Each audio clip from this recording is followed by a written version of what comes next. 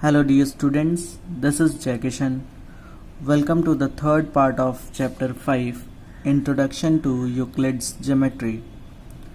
Students, in the previous parts, that is in part 1, we have covered introduction of this chapter.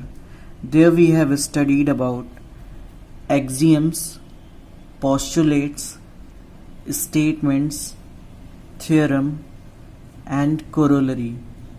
Okay, in part 2 we have covered the revision of first part and 2 questions of exercise 5.1, and now in this part students will cover the rest of the exercise of 5.1 and 5.2.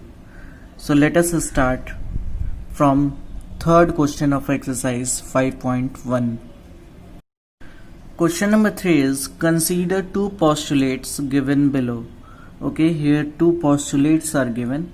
One is given any 2 distinct points A and B, there exists a third point C which is between A and B.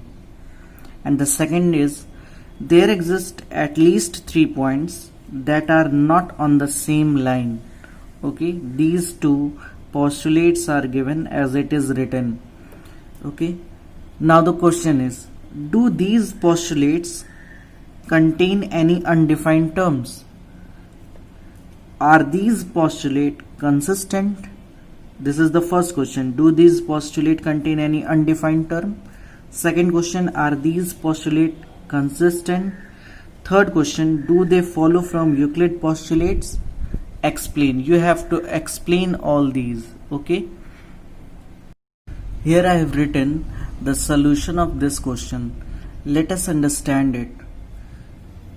Yes, these postulate contains undefined term, as it was asked in the question that do these postulates contain any undefined terms. So the answer is yes, these postulates contain undefined terms. Undefined terms in the postulates are lines and point. Okay, the words line and point are used, and that is undefined in the postulate. Now let us see the explanation of our solution. There are many points that lie in a plane, but in the postulates given here, the position of the point C is not given.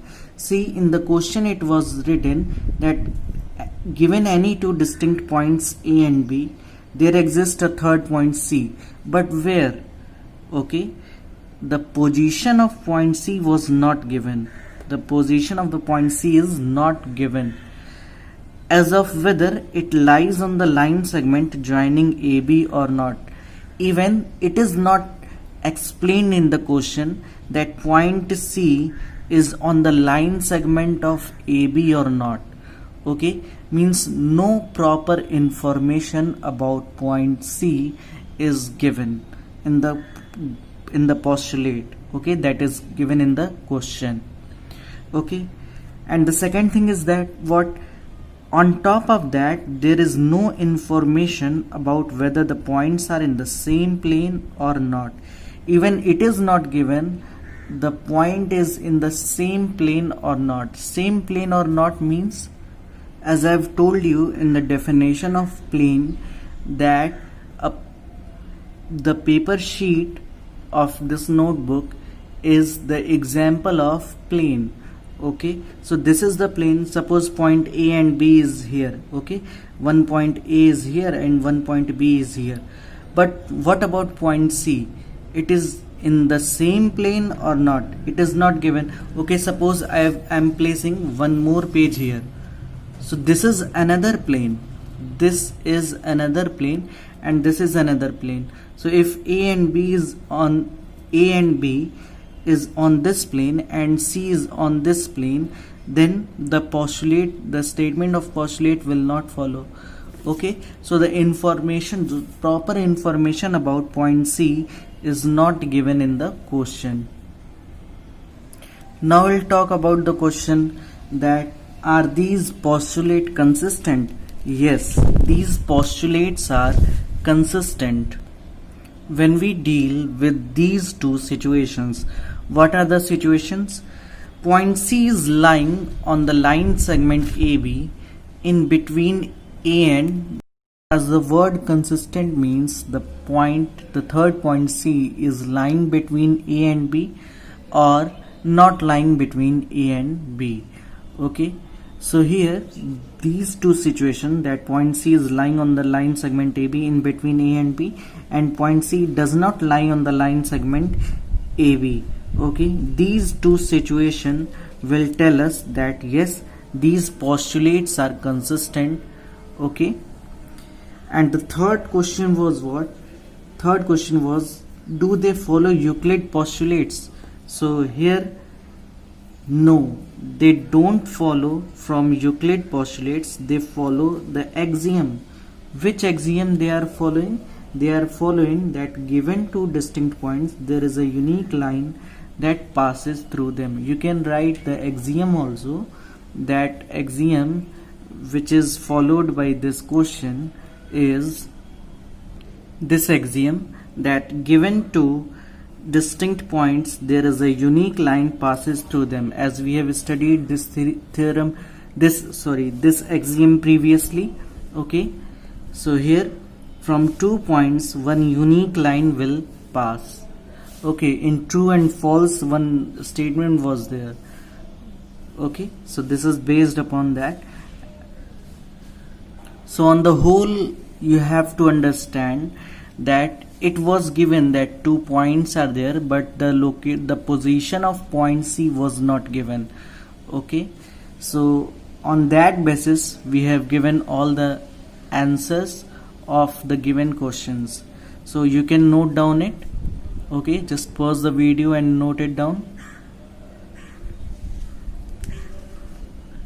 till here. Okay, now coming to the next question. Question number 4 is, if a point C lies between 2 points A and B such that AC is equal to BC, then prove that AC is equal to half of AB. Explain by drawing the figure. Okay, so here I have drawn a figure in which it is given that AB, this point C lies between A and B. Okay, such that this AC distance is equal to this CB distance, like this. Okay, then we have to prove that AC is equals to half of AB. Okay, this we have to prove. How we can prove it? Okay, let us see. See, it is given that AC is equal to BC. It is given. Okay, it is given. And if we will add to prove AC is equal to half AB, okay, we have to add AC both sides as it is equal to each other. So just we are add AC both sides. Okay, what we'll get here in the left hand side AC plus AC will be there, and in the right hand side BC plus AC will be there. Okay, AC plus AC means what? AC plus AC means 2AC, and in the right hand side what we'll get? BC plus AC. So here in the figure you can see that if we'll add BC to AC, what on the whole we will get? BC plus AC. Okay, so we'll get the whole line, that is AB. Okay, and when we will shift this 2 in the right hand side, so here it is with multiply sign 2 into AC. So when this 2 will be shifted, then it will be AC is equal to half of AB. Okay, like this. So easily we can prove here. Only we have to do what? here it was given AC is equal to BC, only we have added AC both sides. Okay, so that in the one side we'll get AC, and then in the second side, that is in the right hand side, we'll get the whole line. Then we have shifted this to in the right hand side, and then finally we got what? AC is equal to half of AB. Okay, so just pause the video and note it down. This is the solution for question number 4. One more thing you can add here in the reason, the axiom. What axiom? That if equals are added to equals, the wholes are equal. This axiom we have studied now. This axiom we have studied, that if equals are added to equals, the wholes are equal. Means here AC was equal to BC, and if we'll add AC both side, means if equals are added to equals, the wholes are equal. Okay, so this axiom you can write here in the portion of reason. Coming to the next question, question number 5. In question 4, point C is called midpoint of line segment AB. Prove that every line segment has one and only one midpoint. Okay, so as we have seen in question number 4, there in between A and B one point was given here C, and for that C it was given AC is equal to BC. Means that point C was what? That point C was midpoint. Okay, so the question is, you have to prove that every line segment can have only one midpoint. Okay, so how we can prove it? So this will prove by contradiction method. What is contradiction method? In contradiction method, we suppose that here two midpoints are possible. Okay, and by analyzing them in the final step, we'll get something wrong, we'll get something that contradict.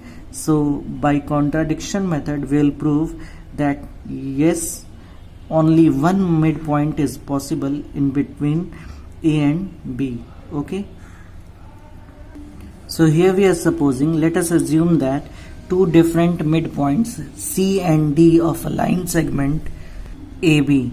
Okay, see in this figure, in between A and B we have denoted 2 points C and D, and that points we have supposed that both are midpoints. Okay, so if both are midpoints, so let us take it one by one. If C is midpoint, if C is midpoint of AB, if C is midpoint of AB, then we can write that, as we have seen in the question number 4, we can write that AC is equal to half of AB. This we have proved in the last question, na? So we can write, if C is midpoint of AB, we can write AC is equal to half of AB, and from here we can write that AB is equal to 2AC. Okay, see this 2 will be shifted, then AB is equal to 2AC. Okay, suppose this is your equation number 1. Okay, now if D is midpoint of AB, if D is midpoint of AB, then in that case you can write AD is equal to half of AB. Okay, and from here we can write that AB is equal to 2AD. Okay, so this you have to suppose that it is your equation number 2.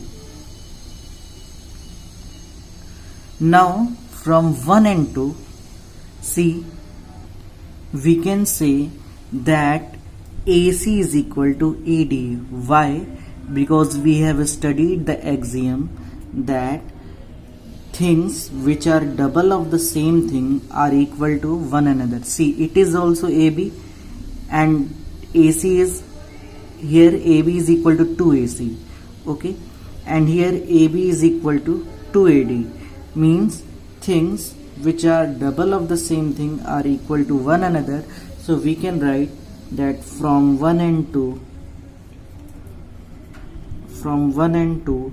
we can write that AC is equal to, or you can directly write that if left hand sides are equal, then right hand side will also be equal. So 2AC is equal to 2AD, okay, and then this will imply that AC is equal to, sorry, this is AD, AC is equal to AD. And reason you can write this: double of the same thing are equal to one another. So here we have AC is equal to AD. Now look in the figure, AC is equal to AD. When it will be possible? AC is equal to AD. It will possible only when C and D are not two different points. They will same point, means they are coinciding each other, okay. So here our supposition is wrong, that we have supposed C and D at two different points, but here from this conclusion we can say that supposition was wrong and C and D are not two different points, they are coinciding each other, means they are only one point. So here we can write, thus from the above conclusion we can say that C and D are coinciding, means they are not two different points. Hence our assumption was wrong that C and D two different points. So every line has one and only one midpoint. Here we have supposed that there are two midpoints possible, but at last by concluding we can say that no, only one and only one midpoint is possible of any line segment, okay. So just pause the video and note it down, the solution of this question. Now coming to the next question, question number 6 is, in a figure AC is equal to BD, then prove that AB is equal to CD. See, here the figure is given. Here in this figure it is given that A to C means AC is equal to B to D means BD. This length AC is equal to BD, it is given, okay, and we have to prove that AB is equal to CD. So how will prove? Let us see. In the solution we can write, in the figure it is given that AC is equal to BD, okay, and what is AC? AC is equal to, you can say this distance AC is equal to, it is AB plus BC. So you can write here it is equal to AB plus BC. Suppose it is your equation number first,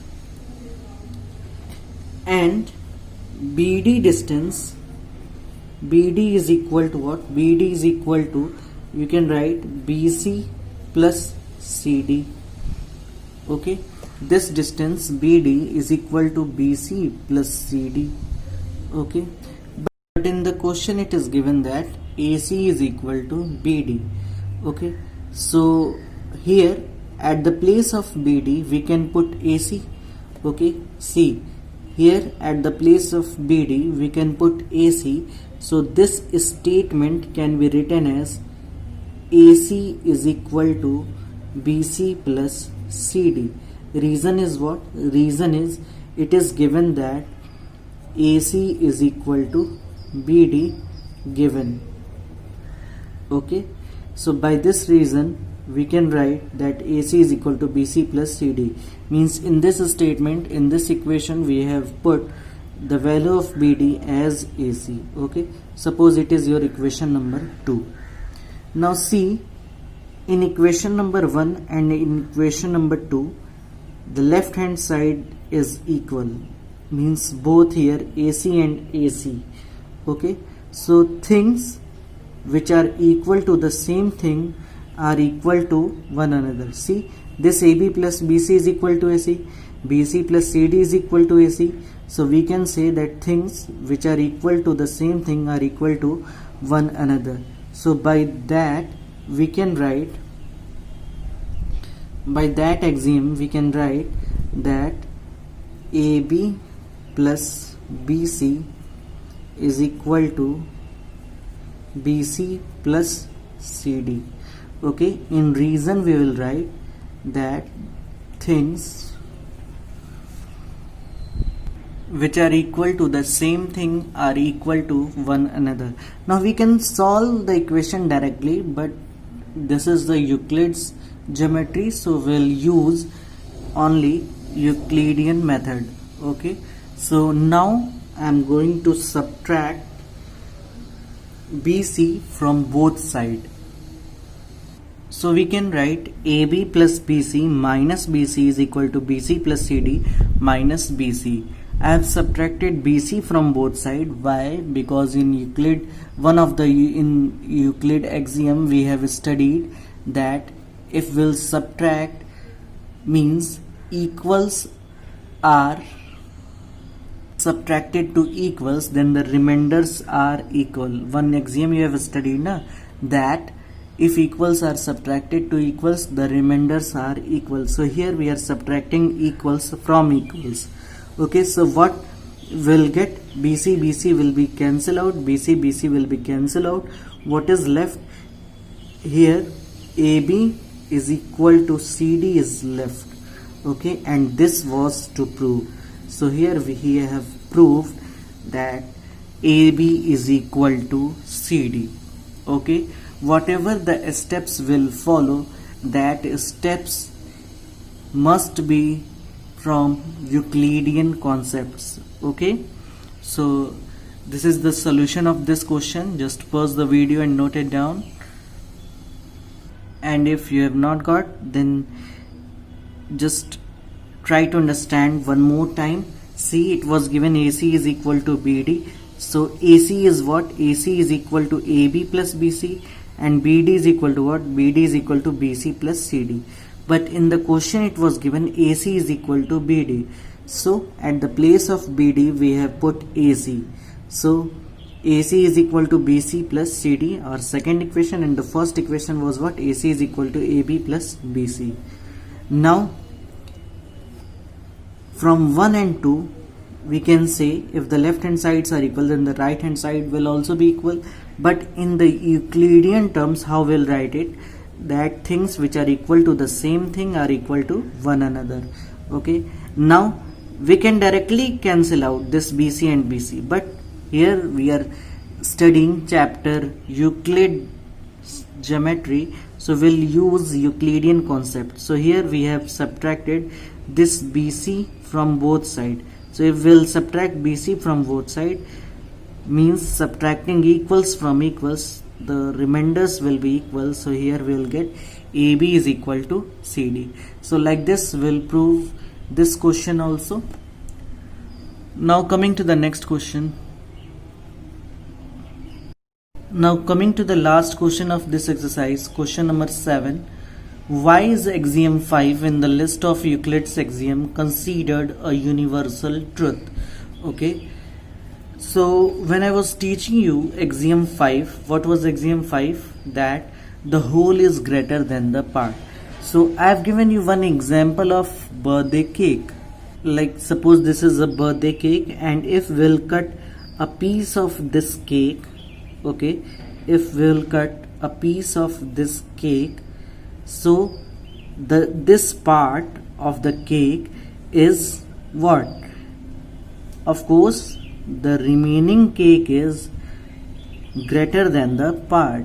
So it is universal true. Everywhere the whole is always greater than the part. We can understand it in geometry also, if one line segment AB is there, okay, and if we will take a part of this line like AC, okay, so here I am going to draw this AC like this, okay, so this is the whole line and this is the part of the line. So which one is greater? You can see that the whole is greater than the part, okay. So this is how the axiom 5, that is the whole is greater than the part, is a universal truth, okay. How you can write it? You can write it like AB is equal to AC plus BC na. AB is equal to AC plus AB is equal to AC plus BC, okay. And if we'll separately observe, then we can say that this AB is greater than AC because AC is the part of AB, and also AB is greater than BC. BC is also the part of AB. So like this we can understand the statement the whole is greater than the part. So students, this was the exercise 5.1 we have completed, okay. And now coming to exercise 5.2, only 2 questions is there. So let us see that questions also. So the first question of exercise 5.2 is, how would you rewrite Euclid's fifth postulates so that it would be easier to understand? So as we have seen Euclid fifth postulate, we have studied that postulate, and the language of that postulate is little bit tough, okay. So how easily we can write that postulate, okay. So let us see firstly that what was Euclid's fifth postulate. So here is the fifth postulate. The statement of that is, if a straight line falling on two straight lines makes the interior angles on the same side of it taken together less than 2 right angles, then the two straight lines, if produced indefinitely, meet on the same side of which angles are less or 2 right angles. Means in the whole I have told you that if 2 lines are there, okay, and one straight line falling on each, so I have told you in whatever the side the sum of 2 interior angle is less than right angle, on that side only when we will produce these 2 lines, then they will intersect each other, okay. Once again try to understand, 2 straight line is there, okay, and 1 line is falling on them. So in whatever side the sum of these 2 interior angle is less than 180 degree, on that side only these 2 lines intersect each other, okay. So how we can make this postulate easy, okay. Basically this is the concept of parallel line, okay.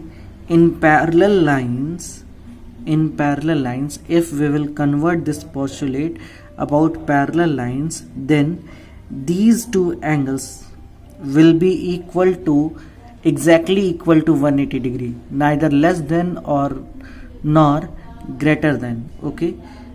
So we can rewrite this postulate about parallel lines. How we can rewrite? Let us see. We can rewrite the Euclid's fifth postulate as, there exists a pair of a straight line.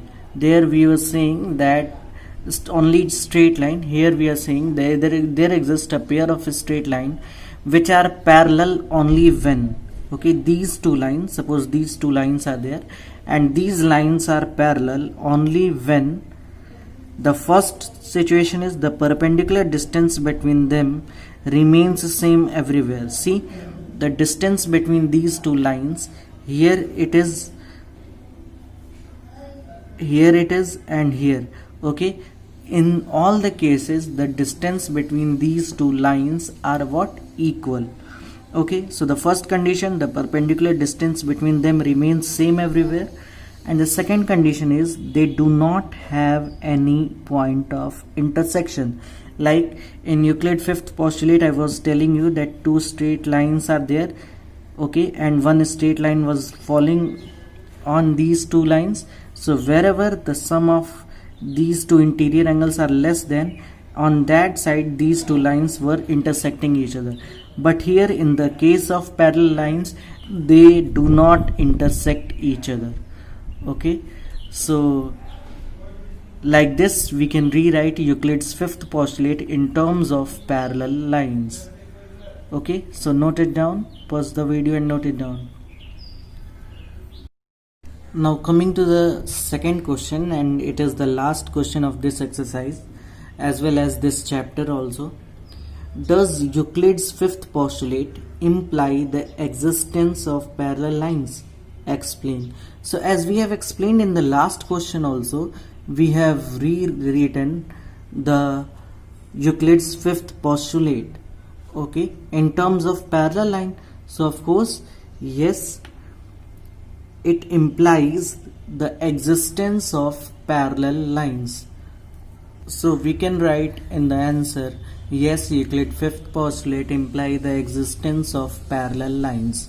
Okay, as we have studied in the Euclid postulate that if two straight lines are there and one line is falling on them, so in whatever the side the sum of interior angle is less than two right angles, then these lines are intersecting on this side. But here when we'll convert it in the parallel lines, so we can say when two straight lines are there, okay, and one straight line is falling on them, then the pair of interior angles, the sum of pair of interior angles means like this: 1, 2, 3 and 4.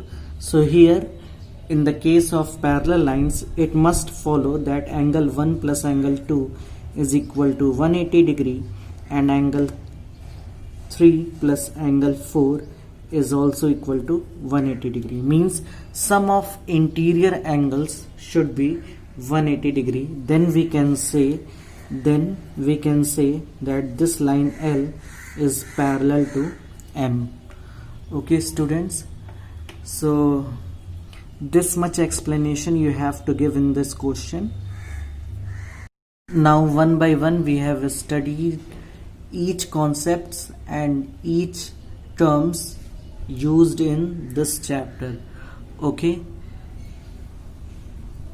the most important thing in this chapter is Euclid's axiom and Euclid's postulate, especially this Euclid's fifth postulate. Okay, this is very important question. So like this we have completed our whole chapter number 5, Euclid's introduction to Euclid's geometry. Now you have to do practice. Okay students, we have completed our 5 chapters: number system, polynomials, coordinate geometry, linear equations in 2 variables, and this chapter, introduction to Euclid's geometry. Now the section of geometry is going to be start from the next video, from chapter number 6. So just note it down, everything whatever is written here, because you have to make a proper NCERT notes. Okay, and yes, today in the description part of the video you will get a link, and from that link you will get your assignment 5. Okay, just solve that assignment in your side copy of mathematics. Okay, so this is enough for today. In the next part of the video we'll study our next chapter, lines and angles. Till here, till chapter 5, firstly complete your NCERT copy. Okay, thank you students.